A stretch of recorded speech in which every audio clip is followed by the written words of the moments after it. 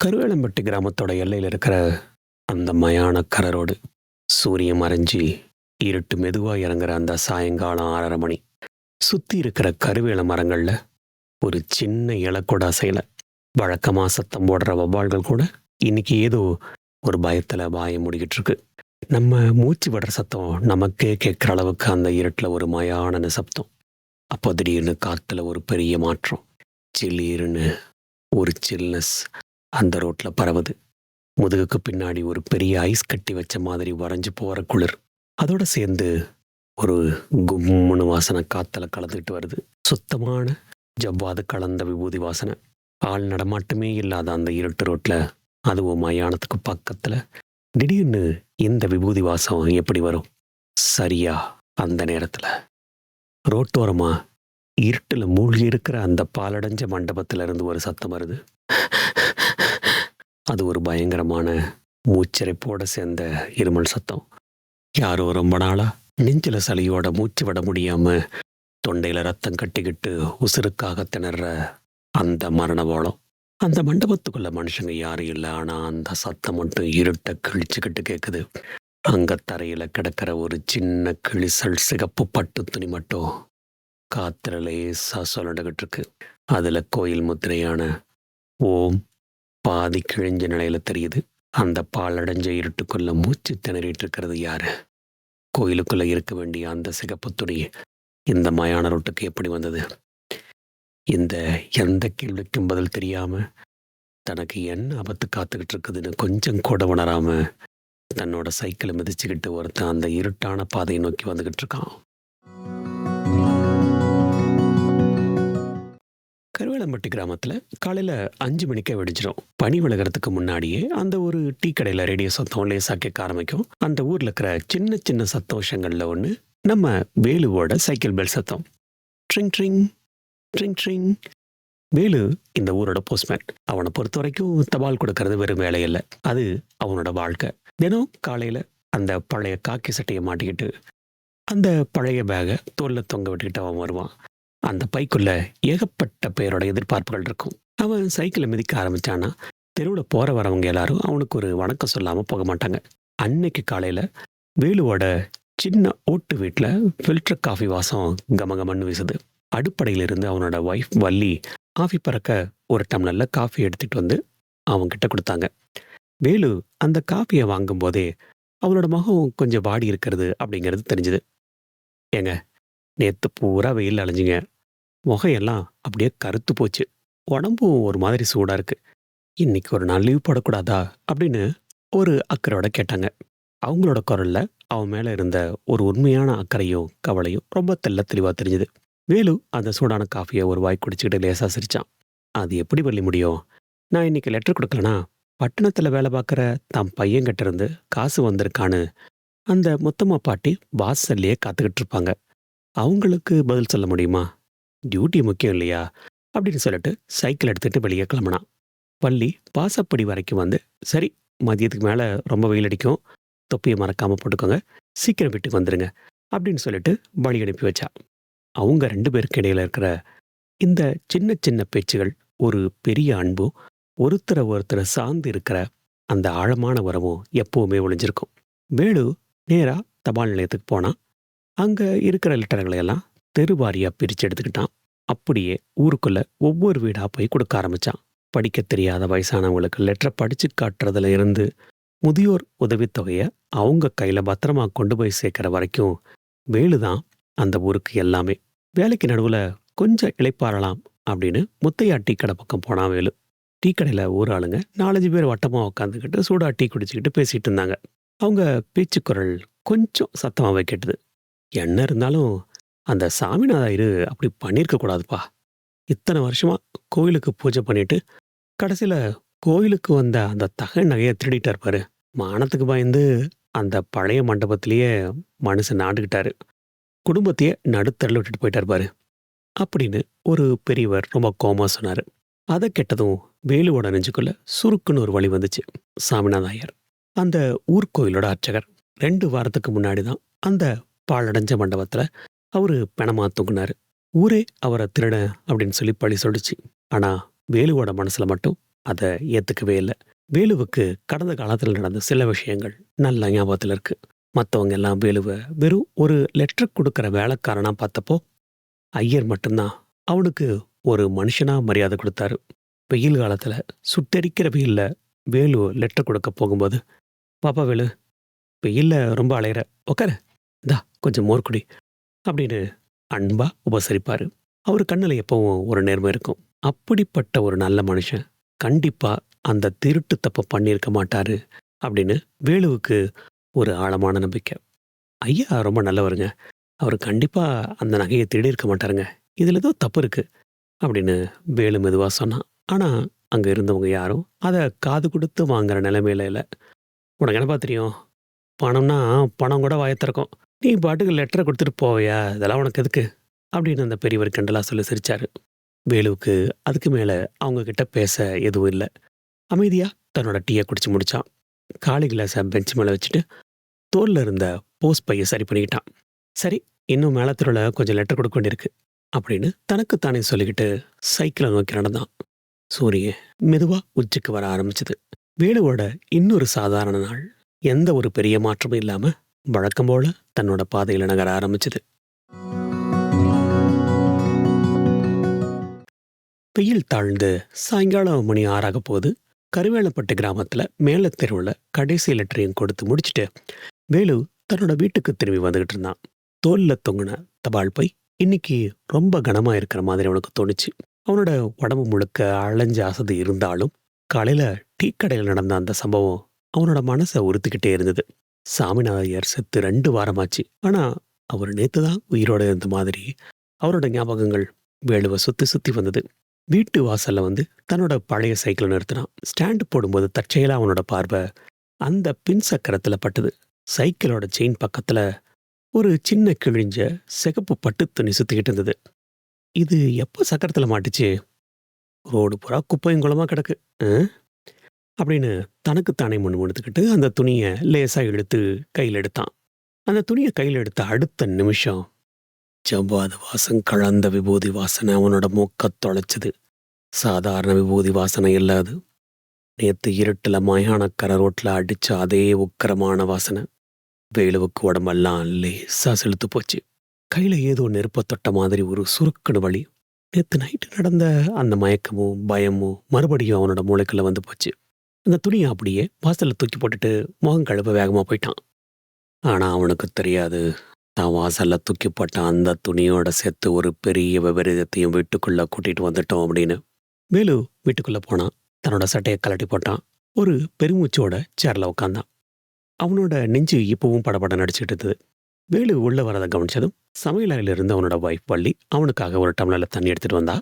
வர்ற வழியில வாசல்ல கிடந்த அவனோட அழுக்கு சட்டையை துவைக்க எடுத்து ஓரமா வச்சுட்டு வேலுவுக்கு தண்ணியை கொடுத்தாங்க. தண்ணியை குடிச்சிட்டு வேலு நிமிர்ந்து பார்த்தான். வள்ளிக்கு ஏதோ ஆயிருந்தது. அப்படியே சிலையாட்ட நின்றுட்டு இருந்தா. அவளோட பார்வை வேலுவை கடந்து ஹாலோட இருட்டு மூளைய வெறிச்சு பார்த்துக்கிட்டு இருந்தது. அவ முகம் வெளிரி போய் எந்த ஒரு உணர்ச்சி இல்லாம அசைவு இல்லாம இருந்தது. திடீர்னு வள்ளியோட வலது கை மெதுவா மேலே எழும்பி அவளோட தொண்டைய ரொம்ப இறுக்கமா பிடிச்சுக்கிட்டு யாரோ கண்ணுக்கு தெரியாத ஒருத்தர் அவ கழுத்தை நெரிக்கிற மாதிரி அவளோட கண்ணு லேசா விரிஞ்சுது.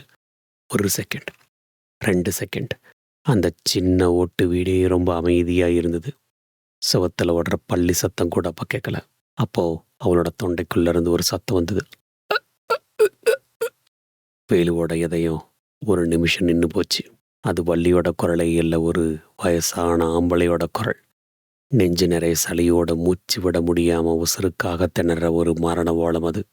வேலுவுக்கு அந்த குரலை எங்கேயோ கேட்ட மாதிரி இருந்தது. இப்போ அவனுக்கு கைகால்லாம் அப்படியே மரத்து போச்சு. தரையில உட்காந்தவன் அப்படியே பின்னாடி நகர்ந்து செவுத்தோட ஒட்டிக்கிட்டான். பயத்துல தொண்டை அடைக்க, "வலி, வலி, என்னடி ஆச்சு உனக்கு?" அப்படின்னு கத்துனான். அவன் கத்தன சத்தம் கேட்டதும் வள்ளி லேசா கண்ணை சிமிட்டுனா. அவன் உடம்புல ஒரு சின்ன அதிர்வு வந்துச்சு. அடுத்த செகண்ட் அவன் முகத்துல இருந்த அந்த உணர்ச்சியற்ற நிலைமை மாறி ரொம்ப சாதாரணமா வேலுவை பார்த்தா. தொண்டையை லேசா இருமிக்கிட்டு, "ஒன்றும் இல்லைங்க, தொண்டையில ஏதோ தெரில. சரி, நீங்க தண்ணியை குடிங்க" அப்படின்னு எந்த சலனமும் இல்லாம அவ பாட்டுக்கு சொல்லிட்டு சமையல் அறைக்கு போயிட்டா.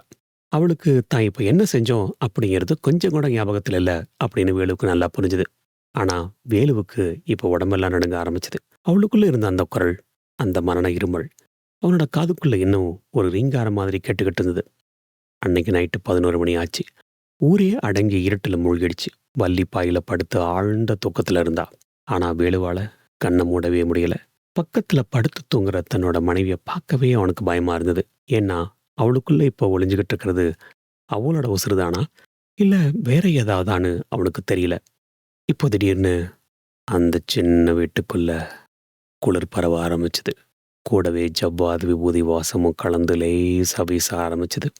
வேலு போர்வை இறுக்கமா பொத்திக்கிட்டு நாளைக்கு விடியறதுக்காக பயத்தோட காத்துக்கிட்டு இருக்க ஆரம்பிச்சான். ராத்திரி மணி 2 இருக்கும். ஊரே மயான அமைதியில தொங்கிட்டு இருக்கு. வேலுவுக்கு திடீர்னு முழிப்பு வந்தது. பாய தடவி பார்த்தான். பக்கத்துல படுத்திருந்த வள்ளிய காணோம். பதறி போய் எழுந்து உக்காந்தான். அந்த சின்ன ஓட்டு வீட்டுக்குள்ள எந்த வெளிச்சமும் இல்லை. ஜன்னல் வழியா வந்த லேசான நிலா வெளிச்சத்துல ஹாலோட ஒரு மூலையில ஏதோ ஒரு நிக்கிற மாதிரி அவனுக்கு தெரிஞ்சது. அது வள்ளிதான். செவுத்து பக்கம் திரும்பி இருட்டை வெறிச்சு பார்த்துக்கிட்டு அசையாம நின்றுகிட்டு இருந்தா. அவ உடம்புல உசுறு இருக்கா அப்படின்னு சந்தேகப்படுற அளவுக்கு அவகிட்ட ஒரு மரத்து போன நிலைமை. வேலுவுக்கு தொண்டெல்லாம் வறண்டு போச்சு. பயத்துல வார்த்தைகள் சரியா வரல. "வ- வள்ளி, அங்க என்னடி பண்ற?" அப்படின்னு நடுங்கிற குரல்ல கூப்பிட்டான். அவ திரும்பல. ஆனா ரொம்ப அமைதியான, எந்த உணர்ச்சியும் இல்லாத ஒரு குரல்ல முணுமுணுக்க ஆரம்பிச்சா. "சாமி, சாமி படத்துக்கு கீழே அந்த மரப்பெட்டி அதுக்குள்ள இருக்கு." வேலுவுக்கு உடம்பெல்லாம் பனிக்கட்டியா வரைஞ்சு போச்சு. அது வள்ளியோட வார்த்தைகள் இல்ல. அவளுக்கு எந்த மரப்பெட்டியும் தெரியாது. அவ வழக்கமா பேசுற குரலும் அது கிடையாது. மறுபடியும் அவளை கூப்பிட வாயத் திறந்தான். அடுத்த செகண்ட் அப்படின்னு மூச்சு முட்டுற மாதிரி ஒரு பெரிய பெருமூச்சு விட்டுட்டு அப்படியே தரையில சரிஞ்சு விழுந்தா வள்ளி. வேலு ஓடி போய் அவளை தூக்குனான். அவ கண்ணு லேசா திறந்து, "என்னங்க, நான் எப்படி இங்க வந்தேன்? உடம்பெல்லாம் அடிச்சு போட்ட மாதிரி வலிக்குதுங்க" அப்படின்னு ரொம்ப சோர்வா சொன்னான். அவளுக்கு கொஞ்ச நேரத்துக்கு முன்னாடி வேற ஏதோ ஒரு உசுர் வந்துட்டு போயிருக்கு அப்படின்னு வேலுவுக்கு இப்போ ரொம்ப தெளிவா புரிஞ்சுது. அந்த குளிருக்கு பின்னாடி ஒளிஞ்சிருக்கிற பயம் அவனை விடிய விடிய தூங்க விடல. மறுநாள் காலையில 10:30 மணி. இப்போ வேலு தன்னோட தபால் நிலையத்துல இருந்தான். வெயில் சுட்டரிக்க ஆரம்பிச்சாலும் வேலுவோட உடம்பெல்லாம் இன்னும் நடுங்கிட்டு தான் இருந்தது. நைட்டு நடந்த அந்த சம்பவம் அவனோட மூளைக்குள்ள திரும்ப திரும்ப ஓடிக்கிட்டு இருந்தது. யார் அந்த மரப்பெட்டியை பத்தி பேசுறது? அதுக்கும் அந்த விபூதி வாசத்துக்கும் என்ன சம்பந்தம் அப்படின்னு அவனோட மனசு கேள்வி திரும்ப திரும்ப கேட்டுக்கிட்டே இருந்தது. வந்திருந்த எல்லா தபால்களையும் ஒவ்வொன்றா ஏரியா வாரியா பிரிச்சுக்கிட்டு இருந்தான். சுப்புவுக்கு இன்டர்வியூ லெட்டர், போஸ்ட் மாஸ்டர் வீட்டுக்கு ஒரு கவர் அப்படின்னு பிரிச்சுக்கிட்டே வந்தான். திடீர்னு ரெஜிஸ்டர் போஸ்ட் அப்படின்னு ஒரு கவர் மேலே எழுதியிருந்தது. அதை கையில் எடுத்தான். அவனோட கைப்பட்ட அடுத்த செகண்ட் வேலுவோட உடம்புல ஜுப்புன்னு ஒரு ஷாக் அடிச்ச மாதிரி இருந்தது. பிறனர் திரு ரத்தனம் பண்ணையார், மேல திரு கருவேலம்பட்டி. அந்த ரத்தனம் பண்ணையார் பேரை பார்த்த உடனே சுத்தி இருந்த தபால் ஆபீஸ், மற்ற ஆளுங்க எல்லாமே வேலுவோட கண்ணுக்கு அப்படியே ஒரு புகை மாதிரி மறைஞ்சு போனாங்க. அவன் மனசுக்குள்ள ஒரு பெரிய இருட்டான அறை தெரிஞ்சுது. அதுக்குள்ள மூச்சு விட முடியாம யாரோ திணற மாதிரியும், ரொம்ப கோவமா "துரோகி" அப்படின்னு கத்துற மாதிரியும் ஒரு ஹாலுசினேஷன் அவனை தாக்குச்சு. ரத்தனம் பண்ணையார் இந்த ஊர்ல பெரிய மனுஷன். கோயிலுக்கு பல தர்ம காரியங்கள் செய்கிறவர். அவருக்கும் நேத்து ராத்திரி வள்ளி முணுமுணுத்த அந்த மரப்பெட்டிக்கும் ஏதோ சம்பந்தம் இருக்கு அப்படின்னு வேலுவோட உள்ளுணர்வு அடிச்சு சொல்லுச்சு. அந்த லெட்டரை கையில வச்சிருந்த போது காத்துல வந்த அந்த லேசான விபூதி வாசனை மறுபடியும் இப்போ எங்க போ, அவங்கிட்ட போ அப்படின்னு யாரோ அவனோட காதுக்குள்ள நின்று உத்தரவு போடுற மாதிரி வேலுவுக்கு தோணுச்சு. அந்த உந்துதல் அவனை சும்மா இருக்க விடல. தபால் பைய தூக்கிக்கிட்டு வேகமா போய் தன்னோட சைக்கிள்ல ஏறுறான். அதுக்கும் மேல அவனோட விதியை நோக்கி. மணி இப்போ ஒரு கிட்டத்தட்ட 12 இருந்தது. சூரியன் சுட்டரிக்கிற வெயில். ஆனா ரத்தன பண்ணையார் வீட்டு வாசல்ல கால் வைக்கும் போதே வேலோட உடம்புல ஒரு மாதிரி நடுக்க வர ஆரம்பிச்சது. அந்த மாளிகை சும்மா அரண்மனை மாதிரி இருக்கும். ஊர்ல இருக்கிற பாதி நிலம் அவருக்கு தான் சொந்தம். உள்ள நுழையும் போதே காத்துல ஒரு பெரிய இருக்க மரம் மாதிரி இருந்தது. வாசல் முழுக்க வேப்ப மரங்கள் படர்ந்திருந்ததுனால பட்டப்பகல்ல கூட அந்த இடம் கிட்டத்தட்ட ஒரு இருட்டு மாதிரி ஒரு மிகப்பெரிய அமைதியோட இருந்தது. உள்ள பெரிய ஹால்ல இருந்த தெற்கு மர ஊஞ்சல்ல பண்ணையார் ரொம்ப நிதானமா, ஜாலியா, ரிலாக்ஸ்டா உட்காந்துட்டு இருந்தார். வேலு தயங்கிக்கிட்டே அந்த ரெஜிஸ்டர் போஸ்ட்டை அவர்கிட்ட நீட்டினான். பண்ணையார் எந்த சலனமும் இல்லாம அந்த கவரை வாங்கி பிரிக்கும்போது வேலுவோட பார்வை இப்போ தற்செயலா அங்க லேசா திறந்திருந்த பூஜை அறை பக்கம் போச்சு. உள்ள பெரிய சாமி படத்துக்கு கீழே ஒரு பழைய மரப்பெட்டி வைக்கப்பட்டிருந்தது. அதை பார்த்ததும் வேலுவுக்கு அப்படியே தூக்கி வாரி போட்டது. நேத்து நைட்டு இருட்டில் நின்றுக்கிட்டு எந்த உணர்ச்சி இல்லாம வள்ளி முணுமுணுத்த அதே மரப்பெட்டி தானோ இது? அது மட்டும் இல்ல, அந்த பெட்டியோட ஓரத்துல ஒரு சின்ன சிகப்பு பட்டு துணி லேசா வெளியே நீட்டிக்கிட்டு இருந்தது. நேத்திக்கு மயானக்கர ரோட்ல தான் சைக்கிள் சக்கரத்துல மாட்டி விபூதி வாசனையோட தான் வீட்டுக்கு வந்த அதே பட்டு துணி. வேலுவோட நெஞ்சு இப்போ திக்கு திக்குன்னு அடிக்க ஆரம்பிச்சது. சரியா அந்த நிமிஷம் அந்த பூஜை அறைக்குள்ள இருந்து ஒரு பயங்கரமான சத்தம் வந்தது. துரோகி! பண்ணைய ரத்தனம் அப்படியே திடுக்கிட்டு வந்து பார்த்தாரு. அவரோட முகம் பேய் அரைஞ்ச மாதிரி வெளிரி போச்சு. என்னப்பா சாத்தது அப்படின்னு கேட்டுக்கிட்டு எழுந்து வேகமா போனாரு. அந்த பூஜை அறை கதவை டம்மார்னு சாத்தினாரு. காத்துல கதவாடுது, நீ லெட்டர் கொடுத்துட்டல, சீக்கிரம் கிளம்பு அப்படின்னு வேலுவை அவசர அவசரமா வெளியே துரத்தினாரு. வேலு வெளியே போகும்போது அவனுக்கு காத்துல அந்த ஜவ்வாது விபூதி வாசனை இப்போ ரொம்ப நல்லாவே வீசுச்சு. இப்போ அவனுக்கு எல்லாம் தெள்ளத் தெளிவா புரிய ஆரம்பிச்சது. அந்த பெட்டிக்கும் சாமிநாதா இருக்கும் பண்ணையாருக்கும் ஒரு பெரிய சம்பந்தம் இருக்கு. ஆனா அதை விட ஒரு பெரிய ஆபத்து தன்னோட வீட்டில் இருக்கிறது அவனுக்கு உரைச்சது. பள்ளிக்கு எப்படி இந்த பெட்டியை பத்தி தெரியும்? பயத்துல வேலு சைக்கிளை வேகமா மிதிச்சுக்கிட்டே தன்னோட வீட்டுக்கு ஓடினான். வீட்டுக்குள்ள போனதும் ஏதோ ஒரு ஐஸ் கட்டி ரூமுக்குள்ள நுழைஞ்ச மாதிரி பயங்கர சில்லா அவனோட முகத்துல அடிச்சது. ஹாலில் எந்த வெளிச்சமும் இல்லை. சமையலறையில் அடுப்பு எரியல. வள்ளி ஒரு இருட்டான மூலையில செவுத்த பார்த்தபடி தரையில உக்காந்துக்கிட்டு எதையோ பார்த்துக்கிட்டு இருந்தா. வள்ளி அப்படின்னு ரொம்ப மெதுவா நடுக்கத்தோட கூப்பிட்டான் வேலு. அவ மெதுவா திரும்பினா. அவ முகத்துல எந்த உணர்ச்சியும் இல்லை. கண்கள் அசையவே இல்லை. வேலுவையே வெறிச்சு பார்த்துக்கிட்டு இருந்தது. அறையில ஒரு பெரிய நிசப்தம். ரொம்ப அமைதியான ஆழமான குரல் அவ பேச ஆரம்பிச்சா. அவளோட குரல்ல எந்த ஏற்ற இறக்கமும் இல்லை. சாமிநாதையர் எப்படி பேசுவாரோ அதே மாதிரியான உச்சரிப்பும். அவன் கைத்த ரொம்ப இறுக்கிட்டான் வேலு. கோயில் நகையெல்லாம் அந்த பெட்டிக்குள்ள தான் இருக்கு. இது வள்ளியோட வார்த்தைகள் இல்லை, அது சாமிநாதையரோட நேரடி சாட்சியம். வேலு அப்படியே உறைஞ்சு போய் நின்னான். இதை சொன்ன அடுத்த செகண்ட் மூச்சு முட்டுது அப்படின்னு தொண்டையை பிடிச்சுக்கிட்டு தரையில விழுந்து துடிச்சா வள்ளி. கண்ணுக்கு தெரியாத ஒரு பெரிய கயிறு அவ கழுத்தை இறுக்கி நெரிக்கிற மாதிரி அவ முகம் அப்படியே நீளமா மாறிச்சு. தரையில 2 செகண்ட் மீன் மாதிரி துடிச்சிட்டு மூச்சு விட முடியாம அப்படியே மயங்கி போய் கீழே விழுந்தா. வேலு ஓடி போய் அவளை மடியில தூக்கி வச்சுக்கிட்டு, வள்ளி கண்ணத்துற கண்ணத்துற அப்படின்னு கதற ஆரம்பிச்சான். வேலுவுக்கு தொண்டை வரைக்கும் பயம் வந்துருச்சு. தான் மனைவியை இழந்துடுவோமோ அப்படிங்கிற கலக்கம் அவனை உலுக்கி எடுக்க ஆரம்பிச்சுது. அப்பத்தான் அந்த பெரிய உண்மையான முழு பாரமும் வேலுவோட மனசுல சுத்தியல் மாதிரி இறங்குச்சு. அப்போ சாமிநாத ஐயர் தன்னைத்தானே மாச்சுக்கல. பண்ணையார் ரத்தனம்தான் கோவில் நகைக்காக ஐயரை கொண்டுட்டு மண்டபத்துல தூக்கி கட்டியிருக்கான். அந்த படுகொலையோட வலியும் வேதனையும் இப்போ தன்னோட மனைவியோட உடம்புல வந்து இறங்கியிருக்கு. அந்த ஆவிக்கு உண்மையை கொண்டு சேர்க்க ஒரு தபால்காரனா மட்டும் பத்தாது, தன்னோட மரண வழியை காட்ட ஒரு உடம்பும் தேவைப்படுது. இதை இப்படியே விட்டா அந்த ஆவி தான் கோபத்துல வள்ளியை கொண்டு தீர்த்திடும். வேலுவோட கண்ணில் இருந்த பயம் இப்ப பெரிய கோபமா மாறிச்சு. தான் மனைவியோட உயிரை காப்பாற்ற அவனுக்கு வேற வழி இல்லை. அந்த உண்மை எவ்வளவு பெரிய ஆபத்தா இருந்தாலும் அதை எதிர்கொண்டுதான் ஆகணும் அப்படின்னு முடிவு பண்ணனா. பண்ணையார் வீட்டை நோக்கி போக ஆரம்பிச்சான். அப்போ சாயங்காலம் சரியா 5:45 மணி. சூரியன் மறைஞ்சுக்கிட்டு இருட்டு மெதுவா ஊருக்குள்ள இறங்கிட்டு இருக்கு. வேலு ரத்தன பண்ணையார் வீட்டோட பின்வாசல் வழியா பதுங்கி பதுங்கி உள்ள நுழைஞ்சான். அவனோட நெஞ்சு திக்கு திக்குன்னு அடைக்கிற சத்தம் அவனுக்கே ரொம்ப சத்தமா கேட்டது. தான் வீட்டில் உசிருக்கு போராடிட்டு இருக்க தன்னோட ஒய்ஃப் வள்ளியை காப்பாற்றணும். அதுக்கு அந்த பெட்டியில என்ன இருக்கு அப்படிங்கிற உண்மை இவனுக்கு தெரிஞ்சாகணும். அது ஒண்ணுதான் இப்போ அவனுக்கு இருக்கிற ஒரே ஒரு வழி. அது மட்டும்தான் அவன் ஒய்ஃபை காப்பாற்றக்கூடிய ஒரே ஒரு வழி. தோட்டத்துல இருந்த ஈரமண்ணோட வாசனையும் காத்துல வரசின வேப்ப இலையோட சத்தமும் அவனோட பயத்தை இன்னும் கூட்டுச்சு. அவன் ஒவ்வொரு அடியும் ரொம்ப நிதானமா எடுத்து வச்சான். மெதுவா மெதுவா நடந்து போய் அந்த பூஜை அறையோட ஜன்னல் வரமானான். அவனோட அதிர்ஷ்டம் அந்த ஜன்னல் லேசா திறந்திருந்தது. உள்ள ஒரு சின்ன காமாட்சி அம்மன் விளக்கு மட்டும் எரிஞ்சுக்கிட்டு இருந்தது. வேலு மூச்சு அடக்கிக்கிட்டு ஜன்னல் வழியா உள்ள எட்டி பார்த்தான். உள்ள பண்ணையாரத்தான் தனியா உக்காந்துருந்தாரு. அவரோட மடியில அந்த பழைய மரப்பெட்டி இருந்தது. அதை ஆசை ஆசையா தடவி திறந்து உள்ள இருந்த தங்கச் சிலைகளையும் நகையையும் பார்த்துக்கிட்டு இருந்தாரு. அந்த நகைகள் எல்லாம் விளக்கு வெளிச்சத்துல அப்படியே ஜொலிச்சுக்கிட்டு இருந்தது. அந்த பண்ணையார் ரத்தனம் முணுமுணுக்கிறது இவனுக்கு ரொம்ப தெளிவா கேட்டுது. கோவில் நகை சூப்பர். அந்த ஐயரை கொன்னதுக்கு நல்ல பலன். இதை வித்தா லட்சம் இல்ல கோடி கூட தேரும் போல் இருக்கு அப்படின்னு பண்ணையார் தனக்குத்தானே முணுமுணுத்தது வேலோட காதுல ரொம்ப தெளிவா விழுந்தது. வேலுவுக்கு ரத்தம் கொதிக்க ஆரம்பிச்சது. இவன் இவன் இவன் தான் உண்மையான திருடன்.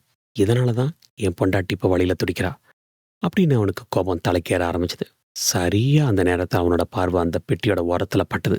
அந்த பெட்டியோட அடியில நேத்து அவன் சைக்கிள்ல மாட்டின அதே சிகப்பு பட்டு துணி லேசா நீட்டிக்கிட்டு இருந்தது.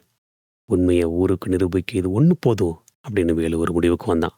சரியா அந்த நேரத்துல பண்ணையார் ரத்தனம் ஏதோ சத்தம் கேட்டு திடீர்னு ஜன்னல் பக்கம் திரும்பினாரு. ஜன்னல் வழியா வேலு எட்டி பார்த்துட்டு இருந்ததை கவனிச்சிட்டாரு. யாராது திருட்டு பயல அப்படின்னு ஒரு மிருகம் மாதிரி வெறியோட கத்துனாரு. கையில இருந்த ஒரு பெரிய வெண்கல பூஜை மணிய ஜன்னலை நோக்கி ஓங்கி எரிஞ்சாரு.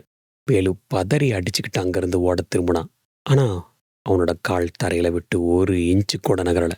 யாரோ ஒரு பெரிய இரும்பு சங்கிலிய கட்டி அவனோட காலை இழுத்து பிடிச்ச மாதிரி அவன் உடம்புல அப்படியே உறைஞ்சு போய் நின்னான். அவனோட மண்டைக்குள்ள ஒரு குரல், ஓடாத, இவன் வாயாலேயே உண்மையை ஊருக்கு சொல்ல வைக்கணும். அது நிச்சயமா சாமிநாத ஐயரோட குரல் தான். சுத்தி இருந்த காத்து திடீர்னு அப்படியே நின்று போச்சு. திடீர்னு பயங்கர சில்னஸ், ஸ்ட்ராங்கான ஜவ்வாது கலந்த விபூதி வாசனை வேலுவோட மூக்க தொலைச்சது. பண்ணையார் பூஜை அறை கதவை திறந்துக்கிட்டு வெளியே வந்தார். கையில ஒரு சின்ன கத்தி. வேலுவை கொல்றதுக்கு ஒரு வெறியோட ஓடி வந்துட்டு இருந்தாரு. இன்னைக்கு உன்னை அந்த ஐயரோட இடத்துக்கு அனுப்பி வைக்கிறடா அப்படின்னு கத்துக்கிட்டே இவனை நெருங்கினாரு. மணி இப்போ 6:20. வேலுவுக்கும் பண்ணையாருக்கு நடுவுல அந்த மாலை இருட்டுக்குள்ள ஒரு பெரிய நிழல் மெதுவா உருவெடுக்க ஆரம்பிச்சுது. வெள்ளை வேட்டி, நெத்தில பட்டையா விபூதி, கழுத்துல ஒரு சிகப்பு தழும்பு. சாமிநாத ஐயரோட ஆவி இப்போ முழு உருவத்தில் அங்க நின்றுச்சு. ஆனா அவரோட கண்கள்ல வழக்கமா இருக்கிற அந்த அமைதி இப்போ இல்லை. இது இப்போ அப்படியே நெருப்பு மாறி செவந்து போய் ஒரு பெரிய கொலவெறியோட பண்ணையார வெறிச்சு பார்த்துக்கிட்டு இருந்தது. அந்த மாளிகையை அதிர்ற மாதிரி ஒரு சத்தம் வந்தது. துரோகி, திருட்டு நாயே. அந்த குரலை கேட்டதும் பண்ணையார் ரத்தனம் அப்படியே பேயறிஞ்ச மாதிரி நடுங்கி போய் நின்னாரு. கையில இருந்த கத்தி டக்குன்னு கீழே விழுந்தது. அவரால் அவர் கண்ணையை நம்ப முடியல. நீ நீ செத்துட்டு நினைச்ச? நானே உன்னை கழுத்துல கயிறு போட்டுல தொங்க விட்டேன் அப்படின்னு பயத்துல முழு உண்மையும் வளர ஆரம்பிச்சாரு. ஐயரோட ஆவி எந்த பதிலும் சொல்லல. மெதுவா தன்னோட வலது கையை தூக்கி பண்ணையாரை நோக்கி நீட்டுச்சு. அடுத்த செகண்ட் பண்ணையார் தன்னோட 2 கையாலையும் தன்னோட கழுத்தை இறுக்கமா பிடிச்சுக்கிட்டு தரையில விழுந்து துடிக்க ஆரம்பிச்சாரு.